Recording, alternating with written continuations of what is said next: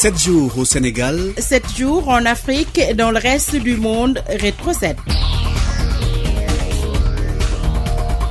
Élise Emmanuel Senghor. Bienvenue à la rétrospective de Radio Sénégal. Mercredi dernier, via un décret, le président de la République Macky Sall a annoncé l'ouverture de la première session de l'Assemblée nationale. Les députés sont attendus à l'hémicycle ce 12 septembre. Ainsi, la 14e législature va enfin dévoiler ses couleurs. Le président Macky Sall a fait 6 mois à la tête de l'Union africaine.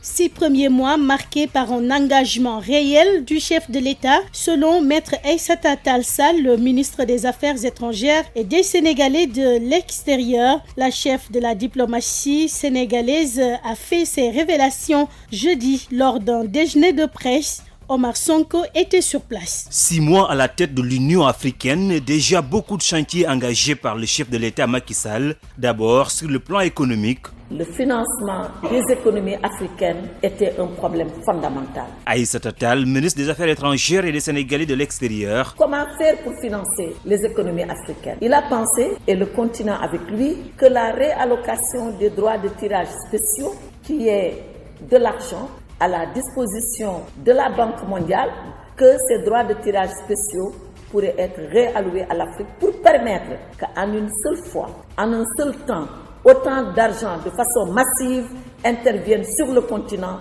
pour permettre à nos économies de décoller. Macky Sall se bat également pour une place importante de l'Afrique à la table des décideurs. Face à la gouvernance mondiale, il porte un grand plaidoyer sur l'adhésion de l'Union africaine au G20. Il pense que si les critères d'adhésion au G20 sont respectés, alors l'Afrique y a sa place pour que sa voix soit entendue, que ses positions soient comprises et finalement accepté. Il continue aussi de prôner la réforme du Conseil de sécurité. Vous l'entendrez au mois de septembre à l'Assemblée générale des Nations unies. Ce n'est pas tout, il y a aussi et surtout les dossiers internes à l'Afrique. C'est la crise entre RDC et Rwanda.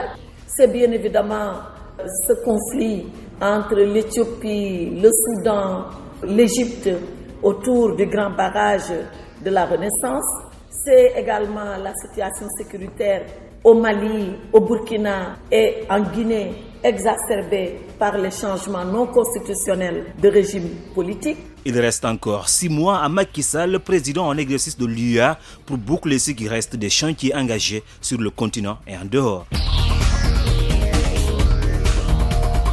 Le ministre de l'Intérieur a entamé une tournée nationale dans le cadre de la mise en œuvre du plan Orsec. Première étape, la capitale du Nord. Mardi dernier, Saint-Louis a reçu des électropompes supplémentaires pour renforcer le système de pompage mis en place pour soulager les populations affectées par les inondations. Une fois dans la ville tricentenaire, Antoine Félix Abdoulaye Diom s'est rendu dans certains sites. Omar Nying nous en dit plus. À Saint-Louis, le gouvernement a mis un dispositif de pompage des eaux dans les zones inondées suite à la forte pluie qui s'est abattue sur la ville vendredi après-midi.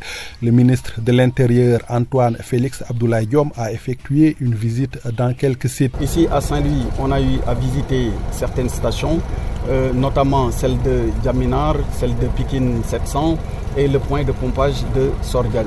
Ce qu'on a noté, c'est que les services de l'État sont déployés. Ils sont en train de faire le travail nécessaire afin d'apporter tout le soulagement qui est attendu. Les populations ont salué l'action des sapeurs-pompiers dont le commandant de la brigade nationale, le général Morsec, faisait partie de la délégation qui accompagnait le ministre de l'Intérieur. Antoine Félix Abdoulaye Diom avait aussi à ses côtés le directeur technique de l'Office national de l'assainissement du Sénégal, le directeur général de l'administration territoriale et le gouverneur de la région de Saint-Louis, entre autres. Dès demain, il y aura une augmentation de la capacité de pompage de plusieurs points dits sensibles, qui sont au demeurant également des sites endémiques, parce que chaque année, le même phénomène se reproduit. Je dois dire d'ailleurs que le maire a fait une très bonne action en mettant à la disposition des autorités administratives une trentaine de motopompes. Les électropompes que vous avez vues tout à l'heure derrière nous sont des électropompes qui ont été réalisées l'année dernière par le chef de l'État. Ce sont ces mêmes électropompes qui sont dans la région de Dakar, notamment dans la banlieue, mais également partout ailleurs au Sénégal. Le ministre de l'Intérieur a par ailleurs présenté les condoléances du chef de l'État Macky Sall à la famille de la dame décédée à Ndiolofène par électrocution lors de la pluie de vendredi dernier. Omar Nying, Saint-Louis, Radio Sénégal. C'est l'une des conséquences des fortes pluies en Guinée-Conakry, le débordement du fleuve Gambie. Du coup, de nombreux hectares de champs de maïs sont envahis par les eaux. Les jeunes producteurs aux abords du fleuve Gambie à Kédougou appellent à l'aide. Correspondance chez Keita. Derrière le fleuve Gambie, au niveau de Kédougou, des hectares de terre sont emblavés par des maraîchers et producteurs de maïs sur les abords du dit fleuve. Mais ces temps-ci, ils ont été impactés par le débordement des eaux du fleuve avec les fortes pluies qui seraient enregistrées vers la Guinée-Conakry où le fleuve Gambie prend sa source. Maran Keita est un jeune maraîcher et producteur de maïs aux abords du fleuve Gambie. On est là en train de travailler pour le maraîchage, mais chaque fois on a des problèmes d'eau là quoi. Notre maïs avec certaines choses qui sont là-bas, ça gaspille beaucoup. Chaque année c'est comme ça. On n'a pas de solution. En plus nous, c'est ça qui est notre travail. Même constat à 8 km de la commune de Kédougou au village de Samekuta, Yoro Danfara, un producteur de maïs a vu plus d'un hectare de son champ sous les eaux du fleuve. Pour cultiver au bord du fleuve, nous avons été impactés. Pratiquement, j'avais plus de 2 hectares de maïs. L'eau a envahi le champ. Actuellement, j'ai perdu 1,5 hectare.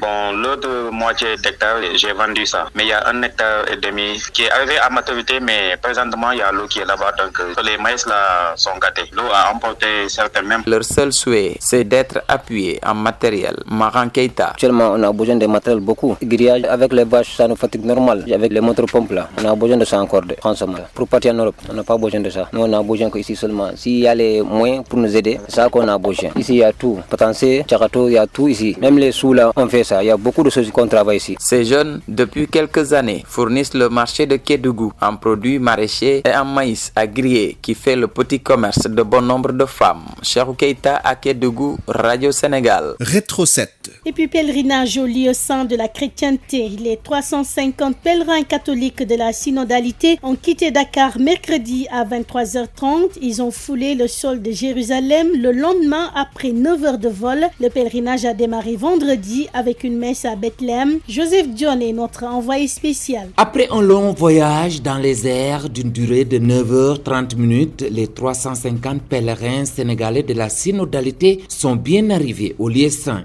de la chrétienté. Ils ont foulé les tarmac de l'aéroport international Ben Gurion de Tel Aviv à 12h30 heure locale, 9h30 temps universel. Après les formalités aéroportuaires d'usage, cap sur Jérusalem à bord de bus. Ici, ils passent leur première nuitée avant d'entamer leur acte de foi à Bethléem avec une messe à l'église Sainte Catherine de Bethléem, messe qui sera présidée par l'abbé Achille Dionouk ce vendredi 26 août. Bethléem, lieu de la naissance du Christ.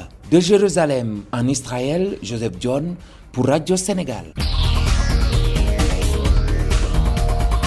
À Diacksao, les habitants ont créé un comité de sécurité pour pouvoir vivre en toute quiétude. C'est que depuis un mois, les agresseurs dictent leurs lois dans ce quartier de la banlieue dakaroise, ne sachant plus à quel sens se vouer. Les populations ont décidé de prendre le taureau par les cornes. Adrame Ismail Kouli y a fait un tour. Il y a 2 jours, quelqu'un a été agressé dans la ruelle, pris de panique. Il est allé du côté de la route nationale, il s'est fait percuter par un taxi. On ne sait pas s'il est mort ou vivant. Et ça arrive souvent. Agression, vol et meurtre, le triangle du mal est tracé. Les habitants de Diacksao en font les frais. Mas et Bachir résident dans ce quartier. Les femmes qui vont au boulot le matin se font agresser. Les écoliers, les lycéens se font agresser. Les agresseurs ont la tranche d'âge entre 16 ans et 25 ans. Ce sont des enfants qui n'ont pas quoi faire, ils n'ont pas de métier. Certains s'adonnent à la drogue, ce qui les pousse à agresser les gens pour les dépouiller de leurs biens. Sans foi ni loi et sans emploi, certains adolescents n'ont qu'une seule chose en tête, dépouiller le premier venu. Ndeye Sophie s'en offusque. Les cas d'agression sont nombreux. Les agresseurs sont parfois nos propres enfants. Les parents sont également responsables de cette situation. C'est pourquoi Nous devons tout faire pour ramener la sécurité. La sécurité, un rêve lointain pour les habitants de Diacksao. Alors, que faut-il faire face à tant de violence? Croiser les bras? Niet.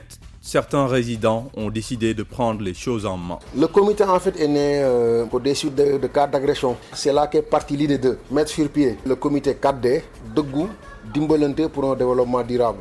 On a fait un système d'adhésion à 2000 francs et à la fin du mois, après service rendu, chaque maison paiera en principe 2000 francs et cette somme servira à payer les agents de sécurité. Les agents seront formés, ils seront leurs prérogatives. Ce ne sont pas des policiers, ce ne sont pas des gendarmes. Premier défi de ces agents de sécurité, mettre hors d'état de nuire une bande d'agresseurs qui sèment la terreur depuis quelque temps à Diacksao.